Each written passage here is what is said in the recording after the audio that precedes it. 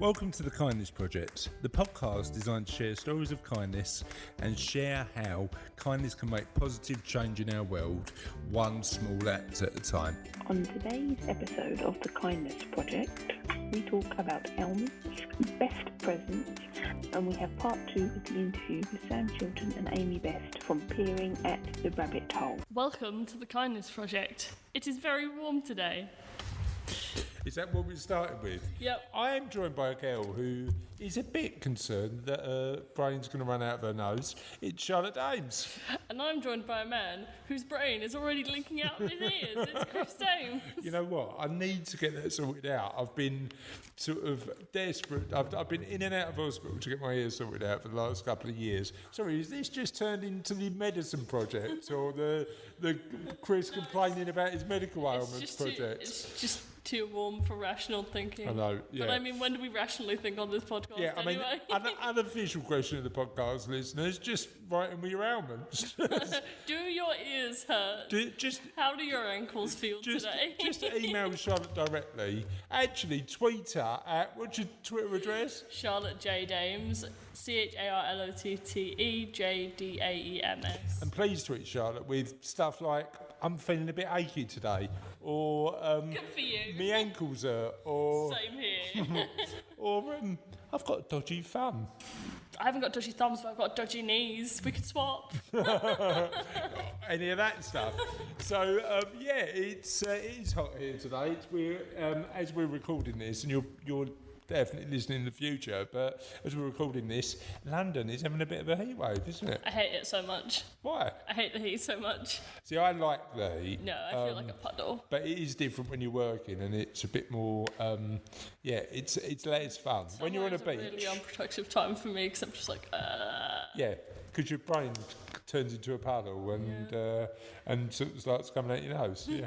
When you sneeze, you just find yourself dead. Can I put that back in? How do I do that? Well, you wouldn't be able to do that because without your brain, your heart would stop. Yeah. But on that rather cheerful note. Funnily enough, it doesn't happen for chickens. Well, it does, but not as soon as they lose their brain. Go on, tell me about chickens. Well, if every living creature on the planet had their heads cut off at the same time, chickens would outlive humans, because chickens' hearts... Sorry, on what planet is that happening? How does that happen that everybody has their head cut off at the same time? It's not the point. It's not the point. Because chickens have like a slower feedback loop. Yeah. Their heart continues to beat without their brain for longer. Whereas humans, you remove the brain, that's it, the heart stops. Chickens, they can survive at least a couple of days without their brain. A couple of days? But that's the longest it's ever been, yeah. A couple of days? Yeah, but usually How long is this feedback it's like loop? 3 hours, but there's been a chicken that's survived a couple of days without its brain. But then, if the feedback loop between the heart and the brain, number one, why in a smaller creature is the feedback loop longer? That makes no sense. I always assumed it was because they were dumber. Maybe. But then the other thing is as well, how long does it take a chicken to react? Because I don't understand enough about the link between the heart and the brain. But you're saying about the feedback loop. I'm assuming that also includes the nerves to the brain. So, listeners, if you're a chicken expert and you understand why potentially the feedback loop, which doesn't sound like a particularly medical term that Charlotte's come up with, is longer in chickens. Because it's to do with the neurons and the... Is the feedback loop, Charlotte? Non-medical term, feedback loop. If the feedback loop is potentially longer, what does that actually mean in medical terms? In terms that I might actually understand. You should criticise me when my brain is a puddle. Exactly. Yeah, I'm taking medical advice from the woman who's telling me her brain's a puddle and might fall out of her nose. I don't think that's going to happen. Fall out of my ears, and if I sneezed, it would come out of my nose. Yeah. Anyway, let's talk about question of the podcast. And question of the podcast is this week: what has been your favourite ever birthday or Christmas present? And I got a present yesterday. And it's not my birthday or Christmas. Yet. I got a new PlayStation 5, Charlotte. Yes, you did. It turned up at the house, hidden by my wife and your mum, and yeah, it's pretty good. I've only had a little play so far, but it's pretty good. Did you manage to get the login sorted? I did. I'm now in the PlayStation account, and all is good with the world. Because we are now in a position where all of my accounts are logged, all my games are switched over. It's all good. So what's the best birthday or Christmas present you've ever had? I don't know. I'll tell you one of my favourites. I was 8. Right? Christmas Day. Opening my present. A Tommytronic. Have you ever heard of a Tommytronic? Heard of them, but it's only a favourite edition. So they were like the PlayStations of their time. You held them against your eyes, and you actually sort of played them by looking through the two eye holes. It was really good. Old school VR. It was very old school VR. So what's the worst Christmas or birthday present you've ever had? Well, no Christmas or birthday present is bad because it's something you're getting from someone else. It can't be bad if someone's giving you a gift. If somebody gave you a bucket of poo, how would you feel about that? I would be grateful and use it as fertiliser. Right, okay, so Fertiliser for a nice so garden. we know what you're getting for Christmas Day. That would be amazing. A poo bucket. I mean, I might even fill it. I mean, I don't know. It might just be the bucket, an empty bucket. I don't know. Empty bucket for poo. Yeah. So only for beer. So, listeners, can you let us know what your either best or worst gift you've ever given or received is, and you can get in touch with us using the following methods. Yes. On Twitter, we're at Ola Kindness. On Facebook, if you just type into the search bar, The Kindness Project, we should come up, and if not, why not? If you go... If not, complain. Have a word, Facebook. You know what? People are complaining all about like sort of this news manipulation and sort of fake news, and the fact that social media is now integral in the fact that we don't know what truth is anymore. Don't complain about any of that. Just complain if you can't find the Kindness Project. Job done. Because, we're pretty awesome. Anyway, if you go into the Google search bar and type The Kindness Project, we should be the first thing that comes up, and if not, continue to scroll. Hello. Right. Oh, our producer's just turned up. Hello, Russ. Hello. Yeah, thanks for joining us. Right, so you're just telling our listeners about where they can find us. Yes. Email. Ola@thekindnessproject.co.uk. Nope, that's the wrong one. No, it's the right one. How long have you been doing this now? 3 years, and you've just worked out what the email address is? I know what the email address is. It's that. Said it, and it was like, I don't recognise it. Okay, so you can get in touch with us using all of those sources, and as a reminder, question of the day is, what's the best birthday or Christmas present you've ever received or given? And on that note, should we get on with the show? Let's do it. So this week we've got the second part of the interview with Sam Chilton and Amy Best. We talk about mental health. We talk about their podcast, which is called Peering at the Rabbit Hole. Yep. Check that out on Spotify.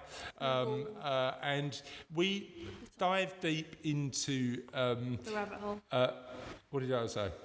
No. We dive deep into the rabbit hole. Yeah.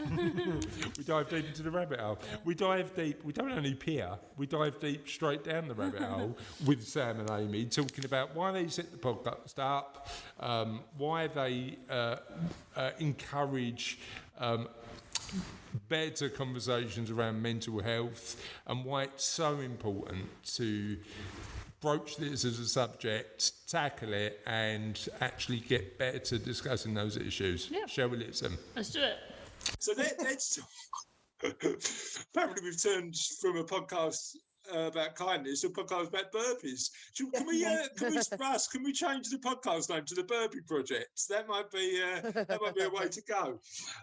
So again, the reason we do the Kindness Project and have done for years is just to share stories of people doing positive things in the world, so that people can listen to something that's good news and to help people understand that actually most of us are pretty good people. And if that helps somebody along the way, great. Now, I know that part of the reason you started the podcast is because you want to help people. If there's one thing that somebody listening can take away from the podcast, what would you want that to be? Oh, what am I doing this one? It's a difficult one, isn't it? It is a difficult one. I love the intentional silence, Amy. I really like that. Sam, it's on you. Yeah, Sam, this one's on you. No, do you know what? I think we've probably both got a little bit of a different outlook on this. I think for me, it's definitely when I was going through my darkest days.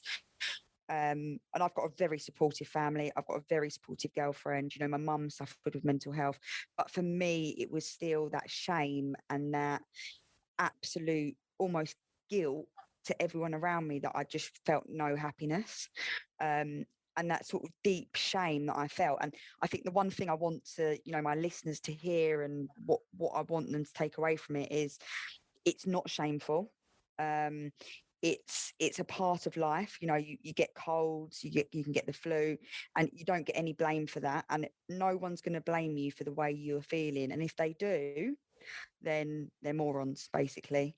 And I just want someone to take away and turn around and go, right, I'm going to talk to someone.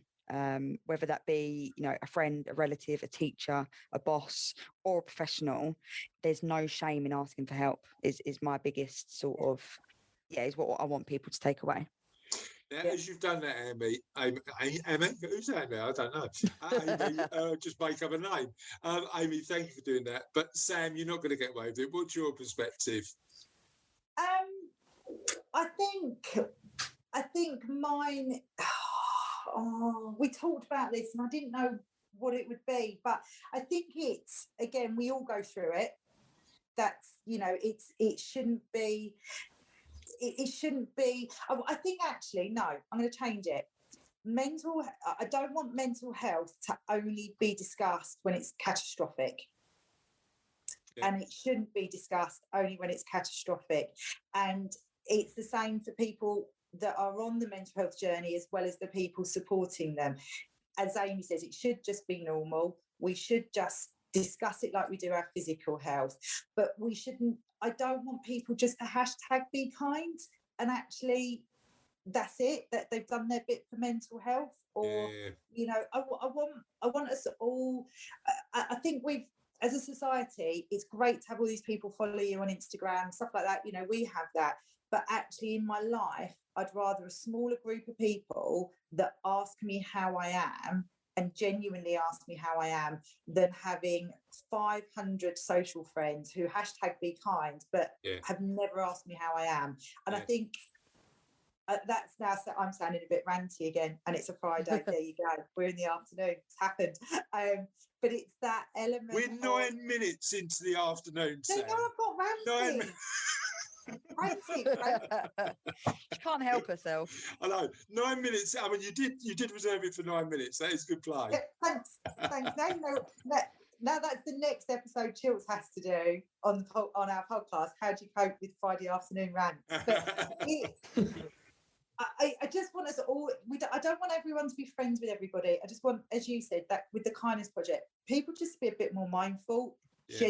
Generally and genuinely to ask genuinely how people are and be a bit more mindful of it. So I suppose there's two elements that spring to mind in terms of that, because if you look at some mental health training, mental health first aid's been quite a big subject in workplaces recently, and I've spoken to people who've got sort of two perspectives on this. Number one, sort of mental health first aid is vital to help people who are struggling.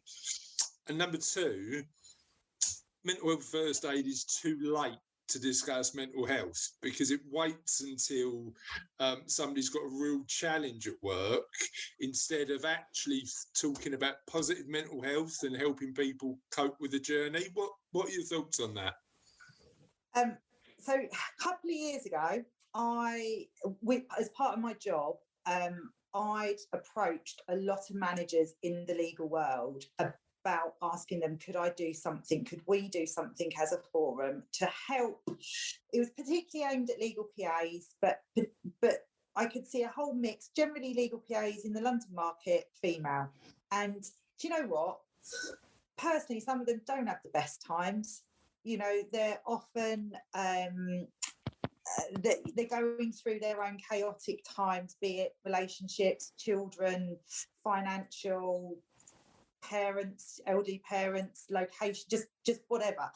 And a few years ago, I had a really horrendous moment when I discovered that my candidate wasn't at an interview because she'd taken her life the night before. Oh. And for me, that was a real moment of, hang on, she left a job because of her mental health. Because this was before, you know, we're talking 2-3 years ago, so before a lot of this mental health sort of champions and first aiders in work. But people had known for years, she's a lovely lady, but people had known for years that she'd been struggling and suffering. She was known as being a bit quirky, you know, and quite an acquired taste. But I agree, things like that are great, but we need that bit beforehand. We need to know. I think you're right. And also I think the other side is I'd like to think that Amy's generation, there's a lot more talking. I think 35 plus, maybe 40 plus, there's still a lot of stigma. There's still a huge, you know, for me to talk about it, loads of my girlfriends have gone, this is amazing, absolutely amazing, I wouldn't talk about it. And I'm there going, but why not? Because you are managers of 200 people, predominantly women, that could be going through similar things. Why aren't we happy to talk about it? You know, I do think it's, you know, I do think, sorry, just going on that point of what you asked, Chris. Yes, we've got these mental first aiders, and like you said, is it too far gone then? But I do think firms are now actively putting more into making sure that it doesn't get that far. I know that my firm, for instance, they are very much, you know, they've put in sort of meditation courses, they've put in wellness courses, as well as the mental health first aiders. So it is there. It's just, do you know what it is? It's also getting the buy-in of people. And that's a generation thing as well. I do think the older generations are sort of more stiff upper lip type well, people. I mean, you think about the people who run professional services firms typically, and they're typically probably a generation older than us, Sam, like sort of mid-50s, 60s, and the openness to talk about mental health is probably is definitely not there for them, and probably harder for us and easier for Amy. But we are making, and I think culturally it's a Titanic, isn't it? You know, shift in law or shift in financial services or any of these big professional services institutions takes time, but it also takes people to turn around and go, we need to talk about this, and this is why you guys are doing amazing work. Definitely. I think that's part of the reason why we did the podcast, because we'd listen to, you know, all the normal ones, you know, the happy places with Fern Cotton, Russell Brand, Ricky Gervais, and they do amazing things. But, you know, I still had questions about antidepressants that none of those podcasters ever covered. And we wanted to normalise you know, we know anyone can suffer with mental health. But I struggled when I was going through my mental real down days, listening to somebody like Fern Cotton, because, you know, she has a very different life to me. She's a very different financial setup. She's a very, you know, just a different, okay, maybe not so much now in lockdown where we've all had to be at home, but there was a very different way of living her life. And I really I wanted to hear from somebody that had a life like me, that worried about, you know, will my paycheck last till the end of the month? You know, what if I can't work for 2 months? What if I don't work for 2 months and I've got no job to go back to? What if all my clients... different, isn't it? Yeah, definitely. And I think that's that's something that we, you know, if you can get there first. So there's these brilliant positive planners. I think you might have seen it on my Instagram, Chris, and they get you to chart how you're feeling that day. And one of my friends years ago, I'd forgotten all about this until a few weeks ago, and I got mine, said, can you remember the old boards that used to do in and out before the days of email and MSN? Of if you were in the office, you'd mark. No, I'm not that old, Sam. I'm not that old. I can't remember that. I have no clue what you're talking about. You walk in through security, mark yourself in, right? My friend said, can't we have a chart? Amy, do you even know what's that? I mean, I'm joking. Sorry, apologies. I know what you're talking about. It's fine. I'm 43, it's fine. so I'm that old. It's fine. It's fine. I'll be retiring soon. I wish. But she said, can't we have a chart that we go into work and we have Sam Chilton box feeling okay, but on the verge? You know, that sort of, just so people know. So just to incentivise them to go, are you right? Or how are you? Yeah. Or I like that idea. I saw on the board you're putting you're having a down day. Has anyone spoken to you about it? Do you want to grab a glass of water and a bicky with me? But here's part of the challenge. Here's part of the cultural challenge we need to change, I think. And again, you guys are sort of focused on this more than I am. But the immediate, when somebody says, how are you? As a polite society, we're trained to say, fine. Or not bad. I'm good. Not bad. How often does someone say not bad? I have this since trying to get better. I really try hard not to go, not too bad. Because that's what I was saying when I was ill. Yeah. Now my answers are, do you want the honest response before I go in? Because sometimes people can't actually manage or cope with what you're about to say. So I always do my little sense check if I'm having a bad day. But if I'm also having a good day, I go, I'm really good, thank you. And I'm really glad I can tell you that. And then people go, oh, she's not just saying it, she's living what she's telling me, which I think is really important. Yeah, no, I get that. And I think you're right. I think sort of just being more open and honest about how we are truly feeling is really important. The other one I've stopped saying in a positive way, because I used it years ago. I used people, and we all lead busy lives, but the one, you know, busy as a positive. How you doing? Oh, I'm so busy. I'm really, really busy. It's the best thing in the world. And you go, well, hold on. It's not. You need some space and time to think about stuff. Thoughts? I completely agree. Yeah. And we've both had jobs that haven't been as busy. I know Amy's was slightly different, where she was internal, but also going through all of her treatment and everything. But to go from not being I was too busy before COVID, but I was also not. I was also not a good busy, and I think that's the other side. It's what are you busy doing? Yeah. And you know, I'm learning this thing of if someone texts me, I don't have to reply straight away. This is like absolutely mind blowing. See my husband sat there with 10 text messages on his phone screen. I'm like, you need to answer them. You need to answer. And he went, no, I don't. I answer it when I have time and I can devote my time. He says, what you do is you're doing 10 other things. You get a text message, you reply, or you think you've replied and actually you haven't. So then you look even worse because you're like, have I replied? Have I not replied? Now I'm going to stress myself out.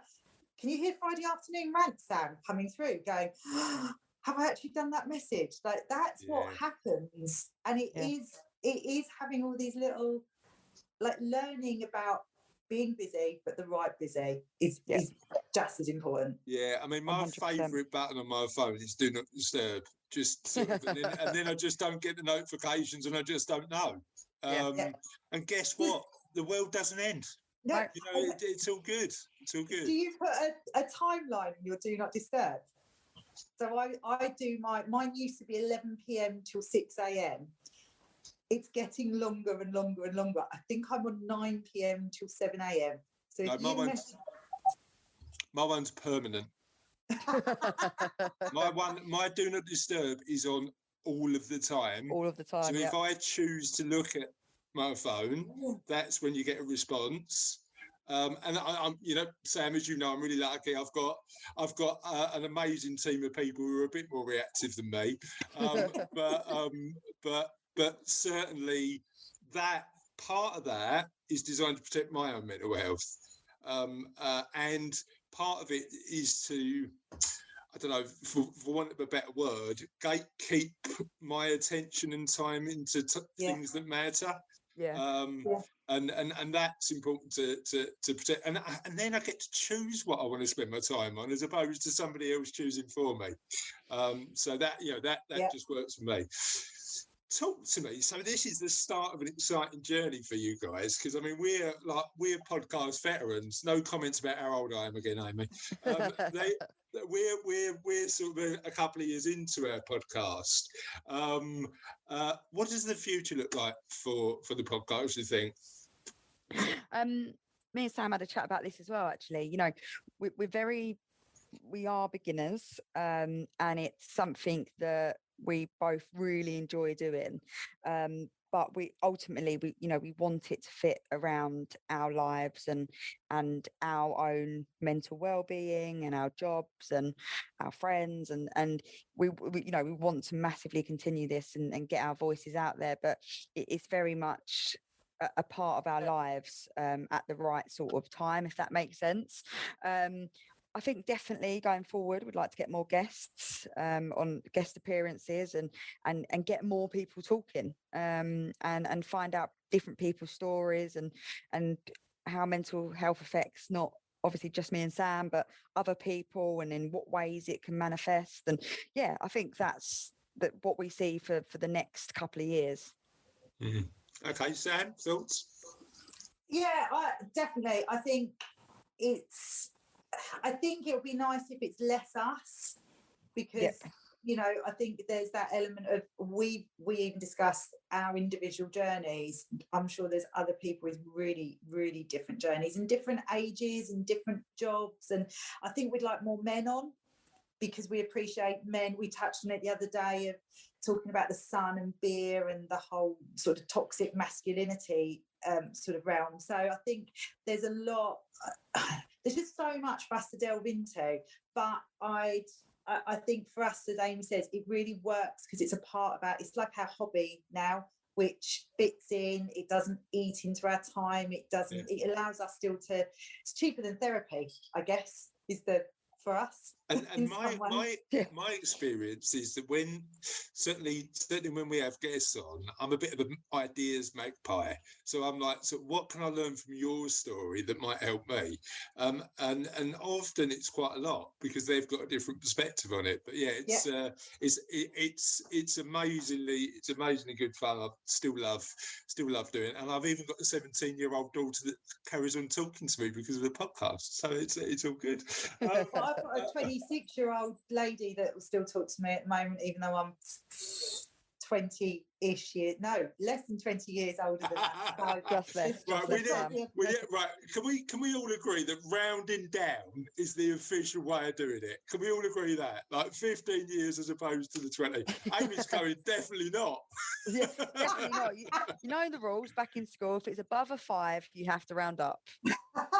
I don't remember school. I'm actually, Sam, I'm cool with that. 43, it's only 15 years, Amy. So, yeah, we'll have that rule. That sounds good. So, talk to us a little bit about where people can find out a bit more about the podcast.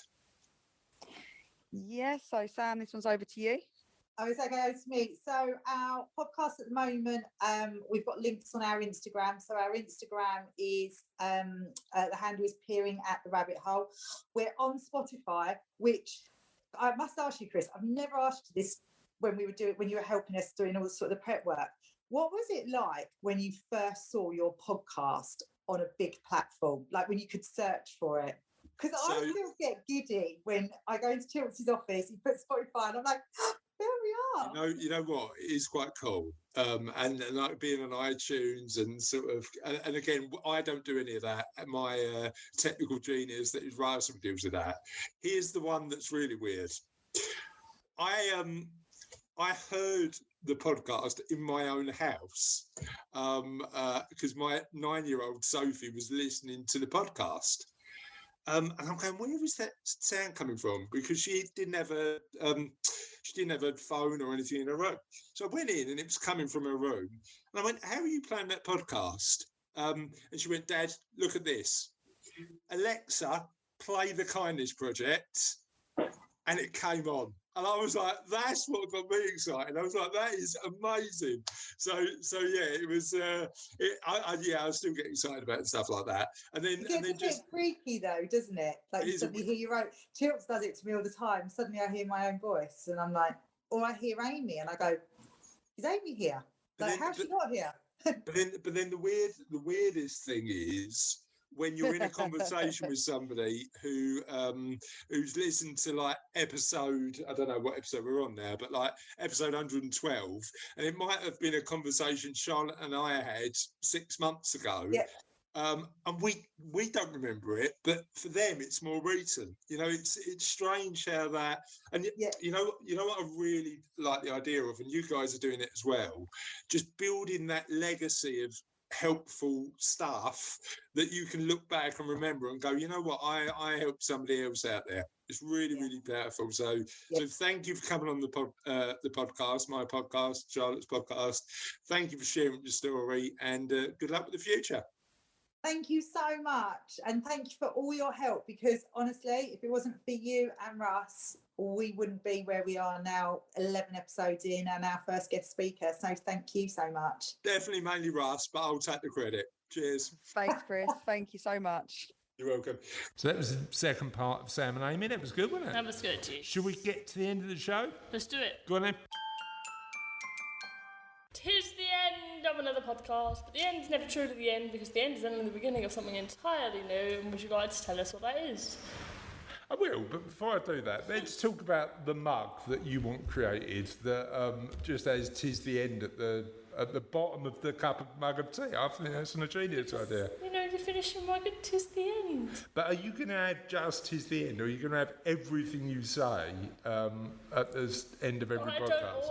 I didn't always say everything, did I? I used to just let you do it, but I just thought, you know. You're trying to expand your part, aren't you? Yeah. You're trying to just do a bit more. It's my time to shine. I'm going to start calling you Russell Dames if you keep on, because he on his last guest appearance on the podcast, he wanted to expand his part, didn't he? It's like he was hosting. I thought, like, blimey, it's all good. Anyway, the question of the podcast we asked last time, and in our part of the world at this particular point in time, it's still particularly pertinent. What is your favourite summer treat? And what did you say yours was? A nubbly bubbly. And you laughed at me for it. You're laughing at me again. You love a nubbly bubbly, don't you? They're just nice. Found them. So Mike Christie commented first. He said the first cold beer after a game of golf, a walk, or a trip to the gym, or just a whole mint Viennetta. Now I'm sure a whole mint Viennetta is meant to be shared between the family. I don't know what a mint Viennetta is, but okay. Are you joking? Have you never had a mint Viennetta? I don't think so, Oh, no. you've not lived. You need to Google I have that. lived, I know for a fact I have lived. I've checked my pulse several times this week. You have lived, and now your brains are coming out your nose. You might not. Yeah, that might be different. This year. But what you need to do to expand your depth of knowledge is Google mint Viennetta. I'll stick to my knobbly bubbly, thanks. Well, what might be better is a mint Viennetta just with the knobbly bubbly popped on top. That might change the game a bit. Steve Dan said 99s from an ice cream van and donuts fresh at the seaside. Now that sounds amazing, doesn't it? Donuts fresh at the seaside. And let's just talk about Steve, because Steve is the man who educated me on the existence of the chip loaf. Basically, you buy a loaf, you cut the top open, you take the filling out, and you bang loads of chips inside. And then you put a flake on top, and it's a 99 chip loaf. 99s are ridiculous. They're still called 99s, and yet they're not 99p anymore. Thanks, inflation. Yeah, cheers, inflation. Thanks for that, mate. Phil Fitzgibbon said, I've got 3 options. All right, Phil, greedy. Magnum Double Caramel. Chamomile. Magnum Double Camel. Their new edition. Don't eat too much, otherwise it will give you the hump. A cold cider and strawberries and cream. Now, I'm not a big strawberries and cream fan. No. Anyway. You eat them at like... You go to Wimbledon and they're giving them out, but otherwise I just like... But then it's got to be a sweet strawberry. If you get a strawberry that's a little bit tart. No, I like tart strawberries. Yeah. But not with strawberries and cream. Otherwise, tart strawberries are the best strawberries. No, they're not. Yes, they Sweet are. strawberries are the best strawberries. No. Judy Wedge said, hands down sangria. Now, I don't know. Either. Sangria? You've never had sangria? I've heard of it. What you need to do is go home, And eat a bucket load of ice cream. order No, a I'm mint broke. Viennere and a bucket full of sangria. and Only see if you you're get willing to pay for it. on. I'm not. There we go then. Sharon Atkins said, I would have said soda water and lime with ice and a slice, but discovered the Roundtree's watermelon lolly this week. Now, I've not had one of them, have you? Yeah, I've had a watermelon lolly, but I don't know if I've had the Roundtree's one. I think we've had those. Yeah. Okay, cool. That sounds good. I might give that a go. Robbie White said frozen Whisper Gold. I've never had a frozen Whisper Gold. Now, I don't put chocolate in the fridge. What's your standpoint on that? What, chocolate in the fridge? You put chocolate in the fridge so it doesn't melt. Standard, though. Would you put every chocolate bar in the fridge? Yeah. Everything tastes better cold. Okay. Not pizza. Pizza's kind of disgusting. Yeah, cold. okay. Marco Allen has just got one simple request. Beer. Clive Jelf said cold beer after a day on the river, and Francis Barra and Ian Brazier said ice cream. For Francis, it's a Mr. Whippy ice cream on the beach, and Ian Brazier said he loves a Ross's flake, preferably on the beach. Nice. And that, my friends, is all of the answers to your summer treats. On that note, that is the end of another podcast, and we will see you same time, same place next week. Bye.